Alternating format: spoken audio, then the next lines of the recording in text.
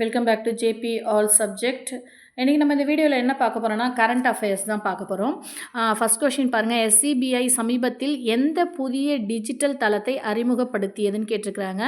இதுக்கு ஆன்சர் வந்து A answer Mitra. Okay, second question பாருங்கள், போய்சாகர் ஏரியின் பெயர் சமீபத்தில் மாற்றப்பட்டுள்ளது. இந்த ஏரி எந்த மாநிலத்தில் அமைந்துள்ளது?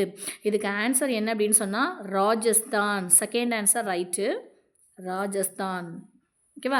ஸோ இது ஏரியோடைய போய்சாகர் ஏரியோடைய பெயர் என்ன அப்படின்னு சொன்னால் எப்படி மாற்றப்பட்டுள்ளதுன்னா வருண் சாகர் அப்படின்னு மாற்றிருக்காங்க. அடுத்தது பாருங்கள், தேர்ட் கொஷின் பாருங்கள், இந்தியாவின் புதிய துணை தூதரகம் சமீபத்தில் எந்த நாட்டில் திறக்கப்பட்டது? இதுக்கு ஆன்சர் என்ன அப்படின்னு சொன்னால் உங்களுக்கு ஃப்ரான்ஸ். பிப்ரவரி மாதம் தொடங்கினாங்க. ஆன்சர் வந்து ஃப்ரான்ஸு. நெக்ஸ்ட் கொஷின் பாருங்கள், எந்த நாட்டின் புதிய ஜனாதிபதியாக கான்ஸ்டைன் சவுலாஸ் சமீபத்தில் தேர்ந்தெடுக்கப்பட்டார்?